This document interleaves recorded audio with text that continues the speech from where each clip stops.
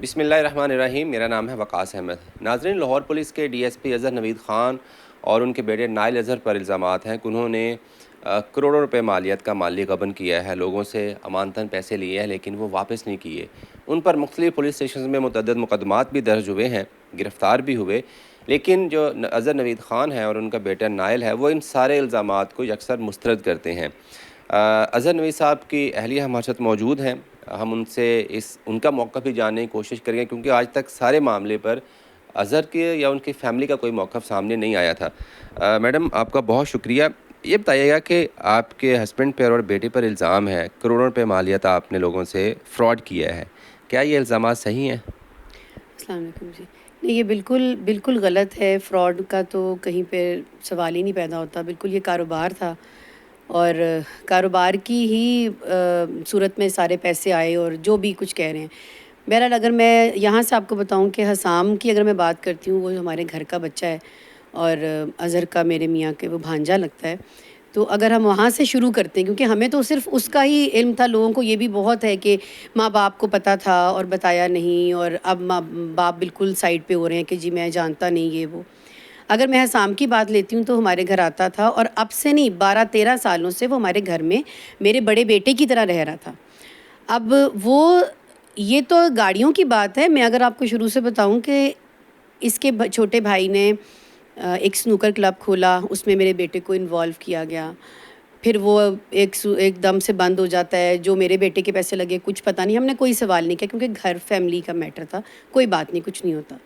پھر اس کے بعد میرے بیٹے کو ان کی جو پراپرٹیز ہیں جامپور میں، شجاع آباد میں، وہاں میرے بیٹے کو اس نے زمینیں دلوائیں اور وہاں پہ کاشتکاری کروائی. وہ ہمارے علم میں تھا کیونکہ بھانجا تھا نا، تو ہمیں پتہ تھا. وہاں پہ بھی نقصان ہوا. میرے بیٹے کو اس نے کوئی پیسے نہیں دیے، کچھ نہیں. ہم نے وہ بھی کہا کوئی بات نہیں، بھائی ہے، کوئی نہیں بھائی ہے. وہ بھی ختم ہو گیا. اب نائل صاحب نے جب میرے بیٹے نے کوئی کاروبار شروع کیا، ظاہر سی بات ہے، میں ہمارا بیٹا ہے، میرے میاں نے اس کو کچھ رقم دی کہ بھئی تم اپنا کاروبار کرو. گاڑیوں کا کاروبار، سیل پرچیز. کیونکہ میرے میاں بھی اب ظاہر سی بات ہے ایک نوکری سے تو کسی کا بھی، ہم لوگ جیسے سفید پوش بندے ہیں، ہم لوگوں کا ایک نوکری سے تو گزارا نہیں ہوتا. میرے میاں بھی کوئی نہ کوئی بزنس، کوئی نہ کوئی چھوٹا کام کرتے ہی رہتے ہیں. تو اس میں وہ گاڑیوں کا بھی کرتے تھے.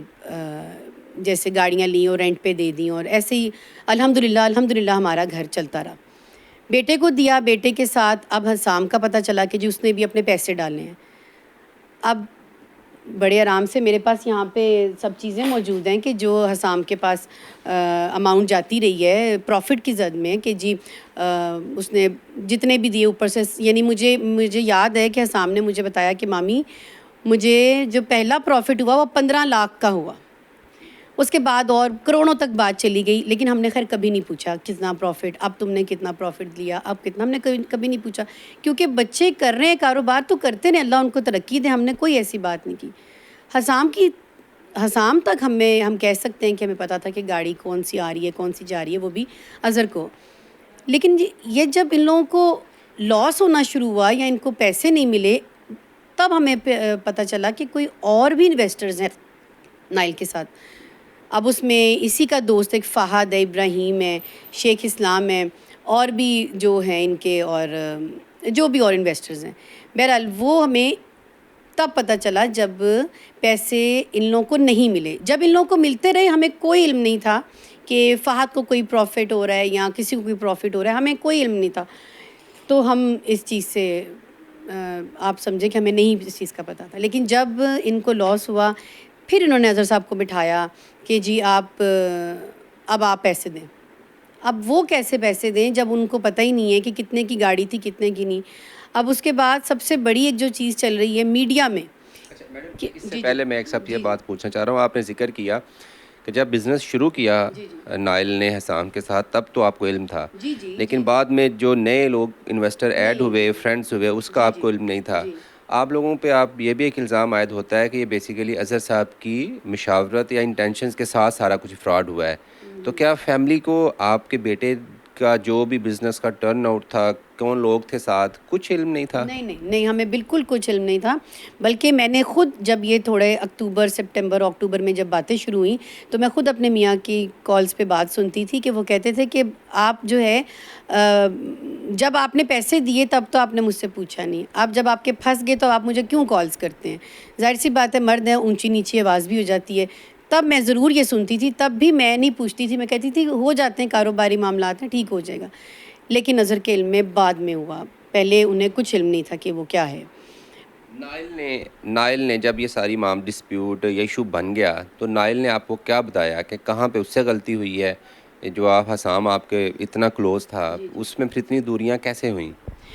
حسام کی پہلے میں آپ کو غلطی بتاؤں کہ اگر وہ غلطی کیا، پہلے بھی اس کو پروفٹ ہوتا رہا، اس کو مطلب پیسے اچھے ملتے تو اس نے اپنی بہن کے، اپنے بہنوئی کے، سب کے پیسے لگوا دیے۔ اگر وہ سوچتا کہ نہیں یہ غلط میں کر رہا ہوں تو وہ نہ لگاتا پیسے، میرے سے اگر پوچھتا تو میں کبھی بھی اس کو نہ کہتی، کیونکہ اپنے تک رہتا تو صحیح تھا۔ اب پھر جو باقی ہیں ان کا تو خیر اب ہمیں پتہ لگ رہا ہے کہ اچھا اس کا یہ بھی تھا، اچھا اس کا یہ بھی تھا۔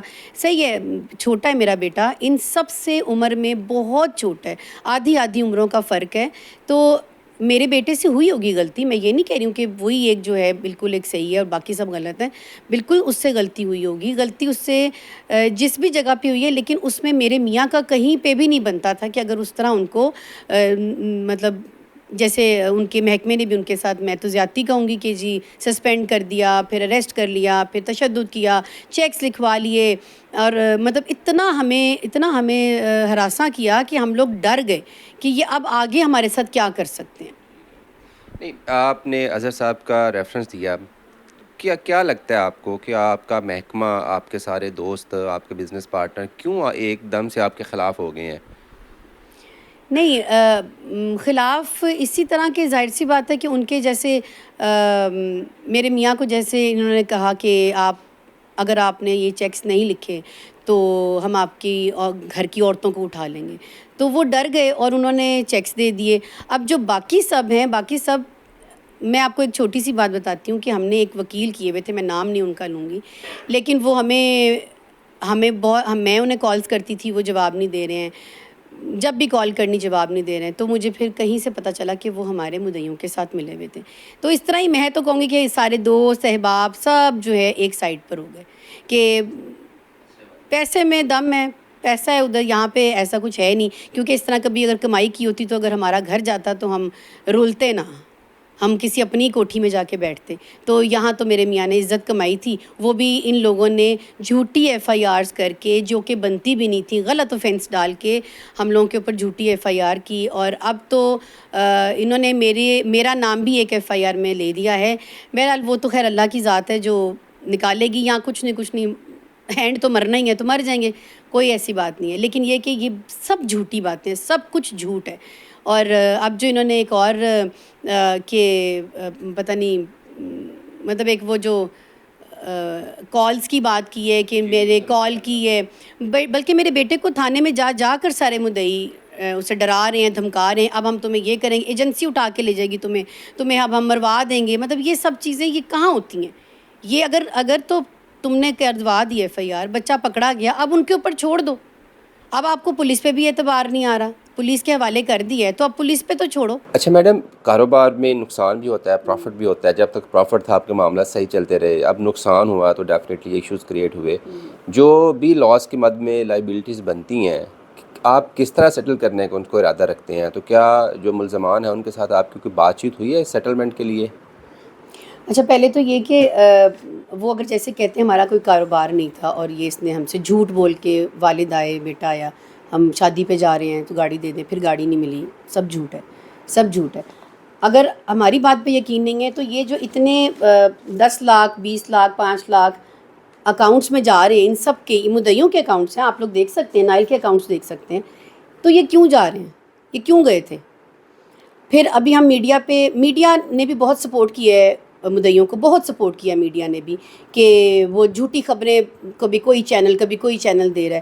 تو میرے بیٹے کے لیے اگر یہ اتنی جھوٹی، اسی لیے آج میں یہ انٹرویو کر رہی ہوں کہ کوئی ہمارا بھی سچ سنے۔ اب اتنے جو پیسے دیے ہیں، ایک تو وہ کاروبار تھا، ایک تو وہ کاروبار ہی تھا، کوئی یہ نہیں تھا کہ جی ویسے ہی لے گئے گاڑی اور یہ ٹھیک سب ہے، کچھ. اب ہم اگر یہ لوگ یہ چاہتے ہیں کہ سیٹلمنٹ سیٹلمنٹ کرنا چاہتے ہیں، تو اس کے لیے پہلے تو ہر روز ایک نئی خبر آتی ہے. ہم سوچتے بھی ہیں کہ ہم بٹھائیں، ہم کوئی بات کریں، تو ماشاء اللہ سے ہمارے اوپر اتنی کردار کشی کر دی جاتی ہے کہ بھائی یہ لوگ تو ہیں ہی فراڈ، یہ تو یہ ہیں، یہ تو ہیں. تو پھر میرے خیال سے پھر ہم لوگ سب کچھ بھول جاتے ہیں. پھر ہم کہتے ہیں اب ہم کیا اسٹیپ لیں. اب باقی بات یہ ہے کہ اگر میری بات ہوئی ہے، میری مدعیوں سے بہت بار بات ہوئی ہے، لیکن شاید اب ان کو پیسے نہیں چاہیے، ان کو ہماری ذلت چاہیے. وہ ہمارے ابھی میں نے آج ہی نیوز دیکھی ہے، اس میں ہے کہ میرا بیٹا فرار ہو گیا. میرا بیٹا تو ایک تھانے سے دوسرے تھانے میں، ایک تھانے سے دوسرے تھانے میں جا رہا ہے، 1 مہینہ 4 دن اوپر ہو گئے ہیں، تو وہ تو رل رہا ہے. تو اب خبر آ رہی ہے فرار ہو گئے ہیں. اب اس میڈیا جو چینل ہے، اس کے بارے میں بھی، اس کے خلاف بھی میں جاؤں گی کہ آپ نے یہ آج خبر لگائی ہے کہ وہ فرار ہے. آج کی ڈیٹ میں آپ نے یہ خبر لگائی ہے، تو ذرا مجھے آپ بتائیں گے کہ وہ میرا بیٹا کہاں فرار ہوا، یہ بھی مجھے بتا دیں. جہاں تک یہ خبر ہے کہ کیا کہتے ہیں سیٹلمنٹ کی، تو اس طرح ہم نہیں کر سکتے سیٹلمنٹ. ہمارے اوپر جتنا پریشر ہے، ہمارے اوپر جتنا ہراسمنٹ ہے، ایک خوف ہے، اس میں ہم اس طرح نہیں کر سکتے. ہاں ہم کرنا چاہتے ہیں، ظاہر سی بات ہے، بہت کاروبار ہوتے ہیں، لاسز بھی ہوتے ہیں. جہاں انہوں نے اتنے پیسے کروڑوں پروفٹ لیے ہے، تو لاس میں بھی ہمارے ساتھ بیٹھ جائیں اور ہمارے ساتھ لاس بھی بھریں، اور آپ جو ہے ہمیں ٹائم دیں اور ہم سب کو سارٹ آؤٹ کر دیں گے انشاءاللہ تعالیٰ. چلیں جی، بہت شکریہ، آپ نے گفتگو سنی. اور اظہر صاحب کے اہلیہ کا یہی کہنا ہے کہ کاروبار میں لاس بھی ہوتا ہے، نفع بھی ہوتا ہے. جس طرح سے نفع میں یہ ہمارے شراکت دار تھے، لاس میں بھی ان کو ہمیں ہمارا شراکت دار بننا چاہیے. اور ان حالات میں جب ان کی کردار کشی کی جا رہی ہے، ان کو ایکسپلائٹ کیا جا رہا ہے، تو ان حالات میں ان معاملات کو سلجھانا ان اظہر صاحب کی فیملی کے لیے کافی مشکل ہے.